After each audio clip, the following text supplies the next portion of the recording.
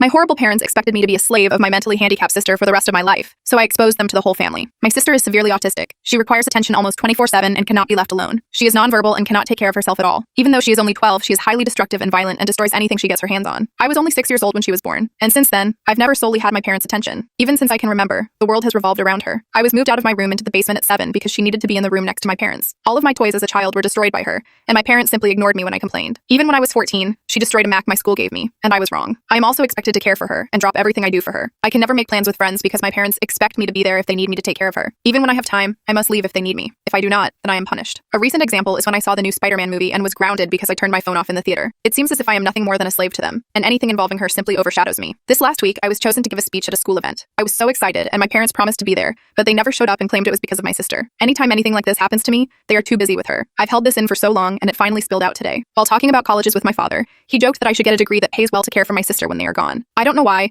but this caused me to break down. I cried and screamed about how it was always about her. I'm nothing more than a caretaker to them, that they always make it about her, and that I'm expected to be her slave for the rest of my life. Since then, I've locked myself in my room, and my parents have not come to check on me. Update. I've been staying with my grandfather since I made the post. I started by telling my grandpa the story of why I broke down the way I did, and to be honest, he seemed horrified. No one in my family knew my parents were using me as essentially a free care service for my sister. My grandpa told me some things that I don't feel comfortable repeating here, but in essence, my sister is supposed to be getting care from a professional, and my parents were ignoring that. Along with this, I was not supposed to be caring for her at all with her mental state, as she is a danger to herself and others. With everything else I told him, along with stuff like the movie, he was mad and told me not to contact my parents without him there. He told me he would meet with my parents beforehand, and be there when I sat with them. It didn't end here either. The rest of the week consisted of other families checking in on me and telling me things my parents hid from me. This included my parents taking money from family to fund a caretaker that doesn't exist. Suffice it to say, this week has been rough. But the upside is that even through all this, my extended family has given me more love than I've felt. My grandfather spent this last week making up for the time I've lost, encouraging me to spend time with friends and do things I want. My aunts and uncles have also been helping me through the week. Well, Saturday night, I sat down with my parents to talk. It went badly, to say the least. They came clean to me about everything. They told me things I will not repeat here, but they did not apologize. My parents still claim that I somehow owed my sister my time. My father even said, "You were put here to be her caretaker." I won't lie and say I was composed. After everything I learned, I confronted them on the fact that my sister needed a caretaker, the money my dad was taking from his sister, and a few other things. They denied it or made excuses, and in the end, we ended up in a worse place. Today will be my last time talking to them for a while. After talking with my grandfather and uncle last night, I'm not returning. Later today, I'll pick up my stuff and move in with my grandfather. When I graduate high school, I'm planning on leaving the state to go to school. My aunt told me that the money she was sending my dad would be coming to me from now on. My parents have called me twice since Saturday. Neither of them was to apologize and only asked when I was coming home. I won't be going back to them. I still feel pretty uneasy about everything, but that will pass. The rest of my family is showing their support to me, and honestly, it feels great. But in the end, I lost my parents. Overall, I've learned something that I wish I had seen earlier. I don't hate my sister. I love her with all my heart. I should never have projected my hate onto her. That was wrong, and I hope to make up for it someday. But for now, I need to leave. Late edit. We just returned from moving my things out of my parents' house. My parents were quiet the whole time I was there. Shortly after I arrived, my dad left with my sister, and my mom only hovered over us silently as I moved. It took a while, but as we left, she broke down and told me she loved and would miss me. I hugged her and said goodbye, and that was it.